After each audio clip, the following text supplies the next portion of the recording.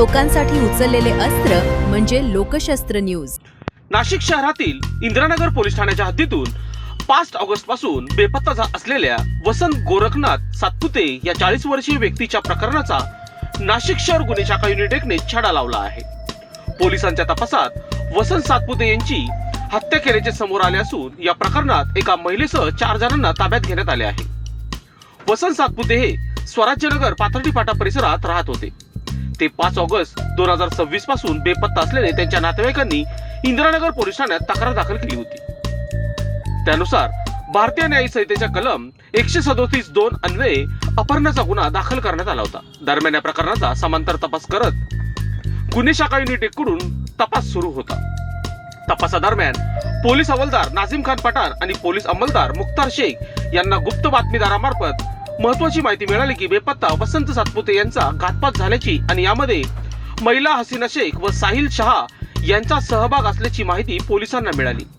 ही माहिती सहाय्यक पोलीस आयुक्त संदीप बेटके आणि वरिष्ठ पोलीस निरीक्षक डॉक्टर आचल मुदगल यांना देण्यात आली। वरिष्ठ अधिकाऱ्यांच्या आदेशानुसार पोलिसांचे पथक तातडीने संशयिताचा शोध घेण्यासाठी रवाना झाले। पोलिसांनी सीबीएस परिसरात शोध घेत असताना संशयित महिला हसीना हबीब शेख, साहिल रफिक शाह, मोईन मुख्तार शाह आणि सरफराज अब्रार सय्यद यांना ताब्यात घेतले। पोलिसांनी चौकशी केली असता या प्रकरणामागील धक्कादायक माहिती समोर आल्याचे पोलिसांनी सांगितले। पोलिसांच्या माहितीनुसार वसंत सातपुते यांचा हसीना शेख हिच्याशी असलेल्या संबंधामुळे हसीना आणि साहिल शाह यांच्यात अडथळा निर्माण होत होता। या कारणातून वसंत सातपुते यांचा काटा काढण्याचा कट रचण्यात आल्याचा पोलिसांचा दावा आहे। 6 ऑगस्टच्या रात्री सुमारे 3 वाजण्याच्या सुमारास साहिल शाह यांच्या राहत्या घरी वसंत सातपुते यांची हत्या करण्यात आल्याची कबुली संशयितांनी दिल्याचे पोलिसांनी सांगितले।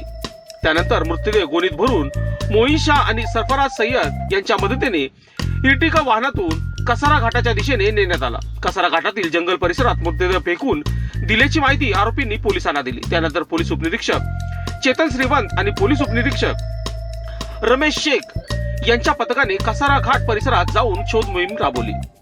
गंडन जंगल परिसरात शोध घेत असताना पोलिसांना गोणीत भरलेला मृतदेह आढळून आला। मृतदेह ताब्यात घेऊन पुढील कायदेशीर कारवाईसाठी इंदिरानगर पोलीस ठाण्याच्या ताब्यात देण्यात आले आहे। या प्रकरणाचा पुढील तपास पोलीस उपनिरीक्षक युवराज शिरसाट इंदिरानगर पोलीस ठाणे करत आहे। या कारवाईमुळे 5 ऑगस्ट पासून बेपत्ता असलेल्या वसंत सातपुते यांच्या प्रकरणाचा अवघ्या काही दिवसात छडा लावला आहे। पोलिसांनी गुप्त माहिती, तांत्रिक तपास आणि चौकशीच्या आधारे संशयितापर्यंत पोहोचता या हत्येचे गूढ उकळल्याचे समोर आले।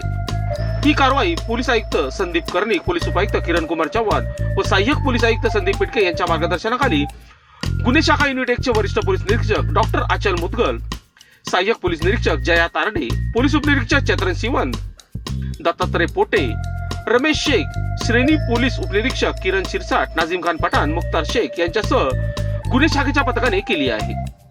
दरम्यान या प्रकरणात नेमका कट कसा रचण्यात आला, हत्येमागील कारण काय होते, आरोपीची भूमिका काय होती आणि या हत्येमागे आणखी कोणाचा सहभाग आहे का याचा तपास पोलीस करत आहे।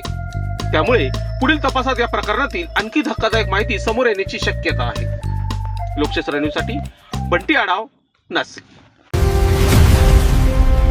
लोकांसाठी उचललेले अस्त्र म्हणजे लोकशस्त्र न्यूज।